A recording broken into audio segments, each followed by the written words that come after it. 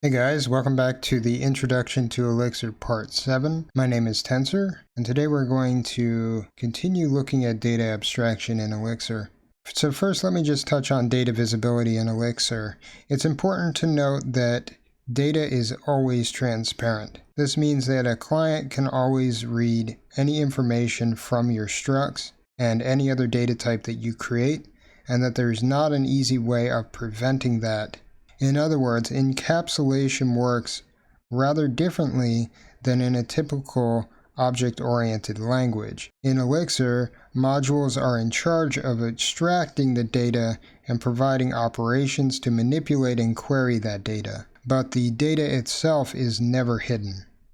So with that out of the way, let's go ahead and extend our task list abstraction to provide basic CRUD support.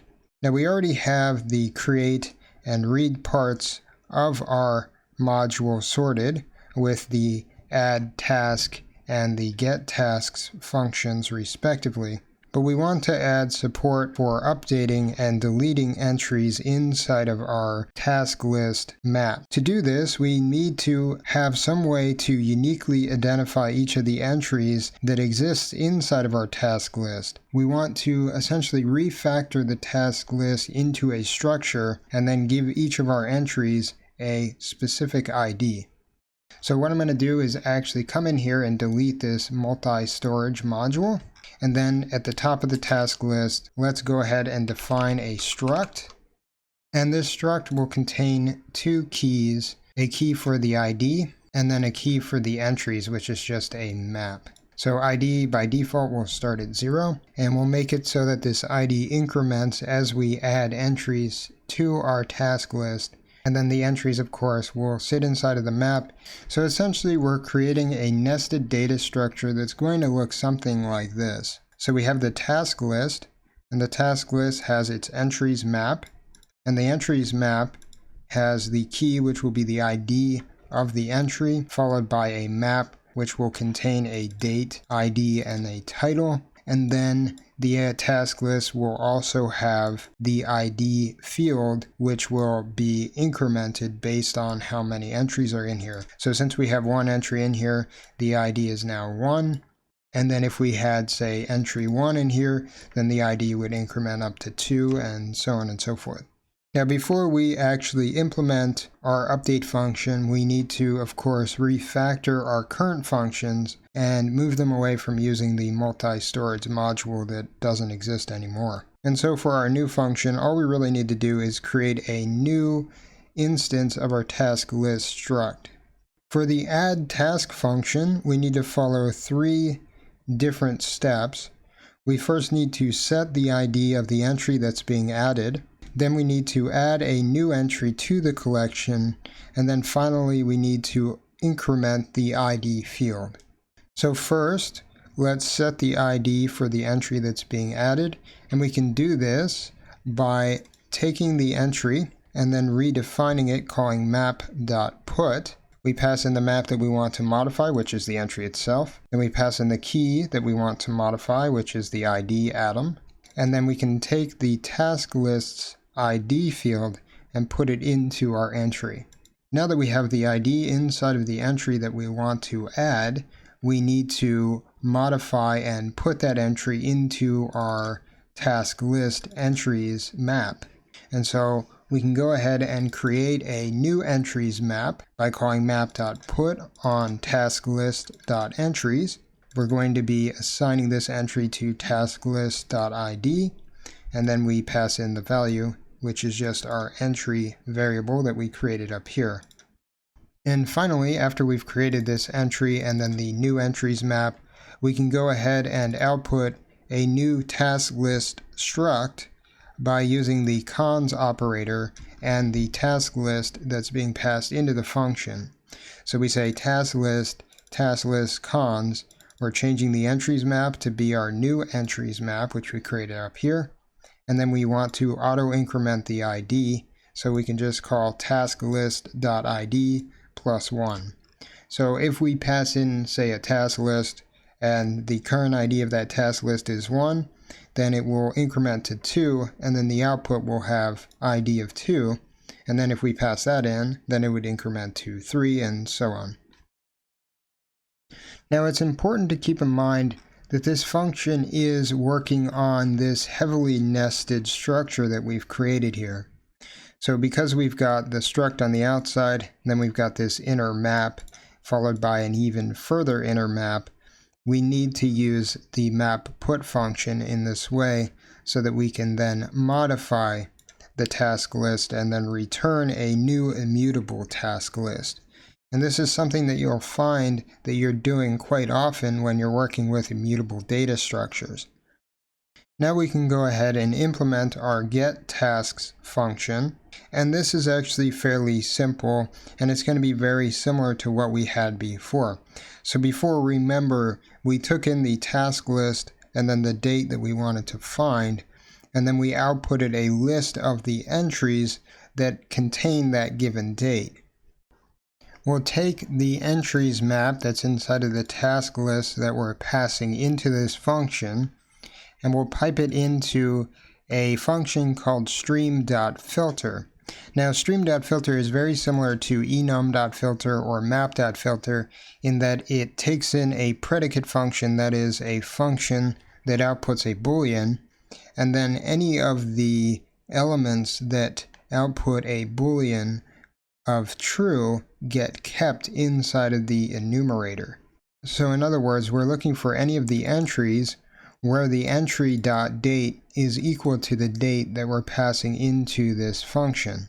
And if the entry.date is equal to that date, then that entry is kept inside of our enumerator, or our stream in this case. Now let's talk about streams for a moment so that you can fully understand why we're using this stream.filter function. Streams are a special kind of enumerable that can be useful for doing lazy composable operations over anything that is enumerable.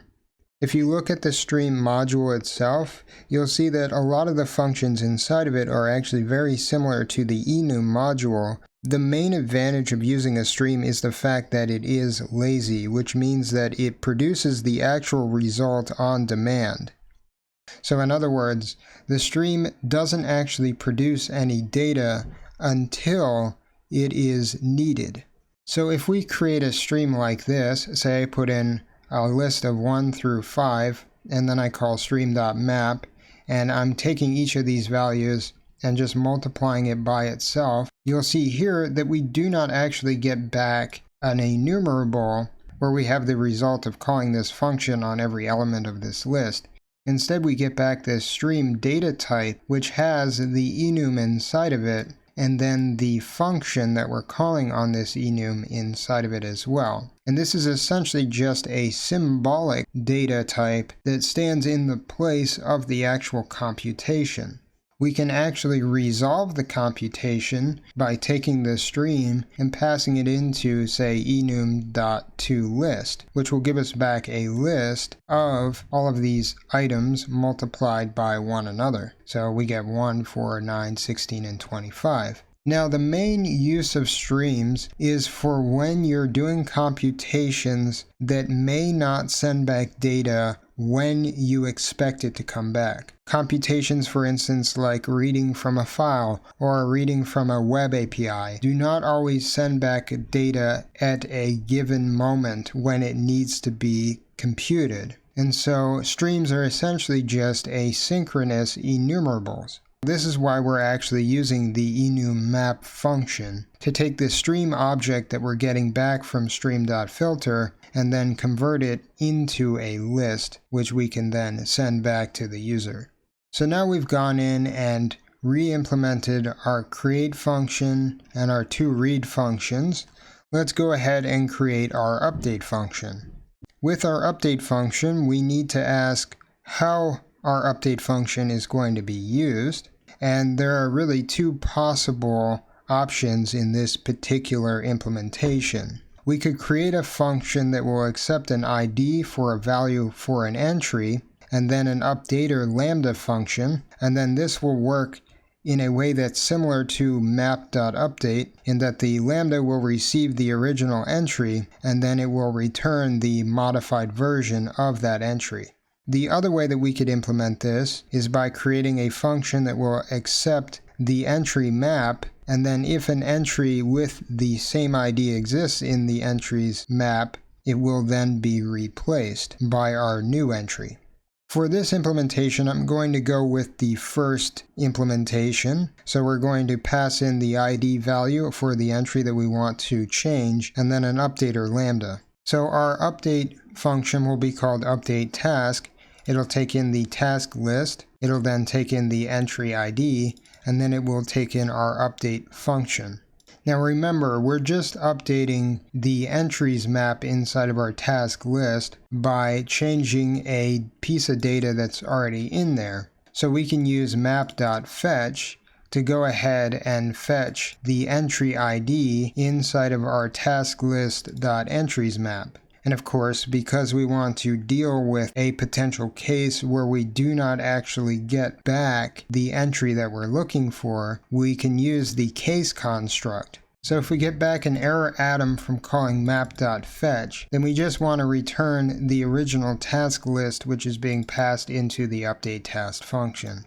If, however, we get back a tuple of OK followed by some value, which will be the old entry that we've fetched from the map, we can go ahead and use that old entry to create our new entry by calling our updater function on that old entry, and then we can create a new entries map by calling map.put on our task list entries map. We want to, of course, put this value into the new entry ID, and the value will be the new entry itself. And then we need to pass back a task list struct where we've changed the entries field with our new entries map. So again, we can use the cons operator with our original task list and then just change the entries field by putting in our new entries variable.